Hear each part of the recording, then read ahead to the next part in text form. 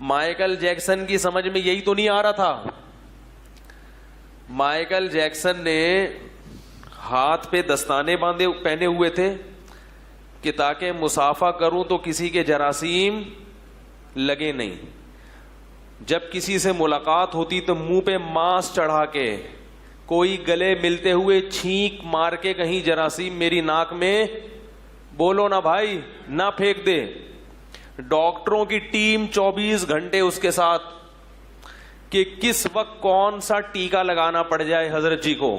یہ ان کے حضرت جی تو وہی تھے نا, ان کے وہ مائیکل جیکسن امریکہ والوں کا دامت برکاتہم بھی وہی تھا, نور اللہ مرقدبہ بھی وہی تھا, ٹھیک ہے نا, کیونکہ وہ اپنے حساب سے بزرگ دیکھتے ہیں, ان کے حساب سے وہی بزرگ ہے, وہی دنیا کا کامیاب ترین انسان.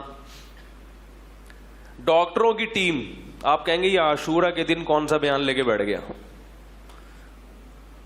بھائی یہی تمام پیغمبروں کی تعلیمات ہیں جو میں آپ کے سامنے عرض کر رہا ہوں, یہی اہل بیت کی, یہی حضرت حسن حسین کی تعلیمات ہیں جو میں آپ کے سامنے, یہ اسلام کی روح ہے. یہ سمجھ میں نہیں آئی تو میرے بھائی پھر اپنی مرضی کے دین پہ چلنے سے کچھ بھی حاصل نہیں ہوتا.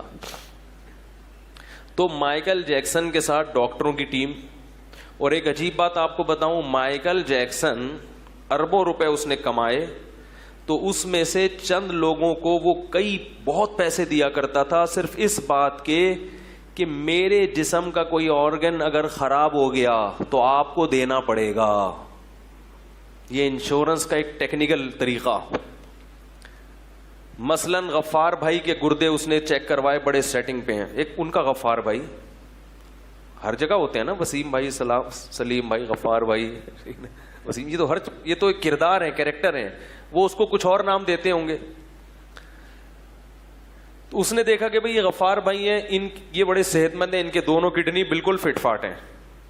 تو مائیکل جیکسن نے اپنے غفار بھائی سے یہ ایگریمنٹ کیا کہ اگر مجھے کبھی, یعنی اپنے رشتہ داروں میں نا جس کے گردے میچ بھی کر رہے ہوں, وہ تو ڈاکٹر دیکھتے ہیں نا کہ بھئی یہ میچنگ کے بھی ہیں, تو اس کو خرید لیا کہ میں آپ کو ہر مہینے اتنے ڈالر دوں گا. اگر میرے گردے ناکارہ نہیں ہوئے تو یہ آپ کو غریبی میں یہ بچت ہو گئی, اور اگر ناکارہ ہو گئے تو ایک کڈنی آپ کو اپنا مجھے دینا پڑے گا. اتنی فکر کوئی زندہ رہنے کی کرتا ہے؟ بولو بھائی.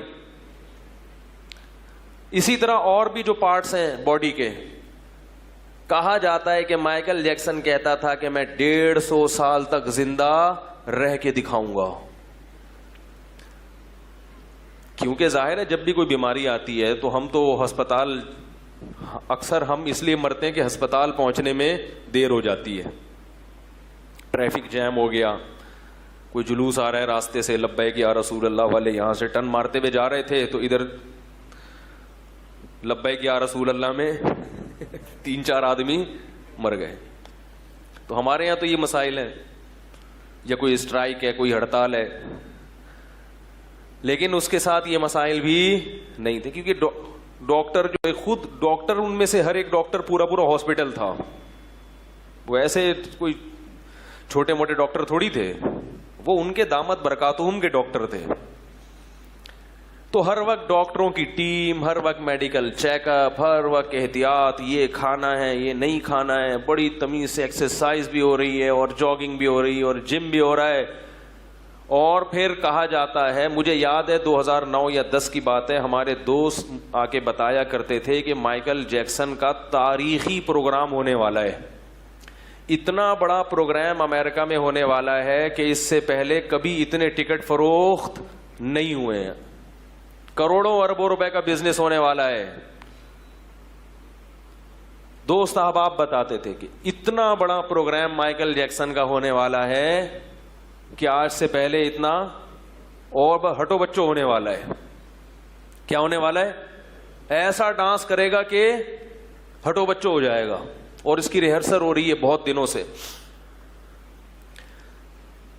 تو جو دوست ہمیں بتاتے تھے نا کہ بھئی ایسا ہونے والا ہے, ہونے سے چند دن پہلے انہوں نے آ کے بتایا کہ مائیکل جیکسن رات کو سوئے, صبح پولیس سے بھی نہیں اٹھے. ایسا سوئے ہیں سمجھ میں آ گئی؟ ایسا سوئے کہ امریکہ کی پولیس بھی ان کو نہیں اٹھا سکتی. کتنی بھی گہری نیند میں ہو یا کیسا بھی ہو, پولیس آتی ہے تو اچھے اچھوں کو اٹھنا پڑتا ہے. تو میں نے کہا یار یہ کیسے ہو گیا؟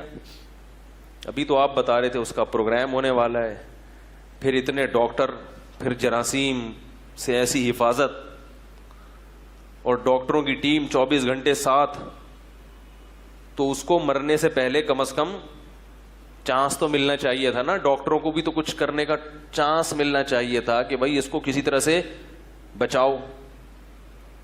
تو انہوں نے کہا پتہ نہیں کیا ہوا ہے, اچانک ہی مر گیا. تو میں نے عبرت کے لیے تقریباً 1-1.5 ہفتہ پہلے سرچ کیا کہ مائیکل جیکسن کی موت کیسے ہوئی. تو ایک بات خوب ذہن میں رکھیں کہ ہمارے ہاں یوٹیوب پہ چھوڑو بہت ہیں. یہ جو یوٹیوب کی تحقیقات ہوتی ہیں نا, قابل اعتماد نہیں ہوتی. اس میں ایک تحقیق تھی, مائیکل جیکسن مرا نہیں, اس کو بلکہ مارا گیا, وہ بڑے دلائل سے.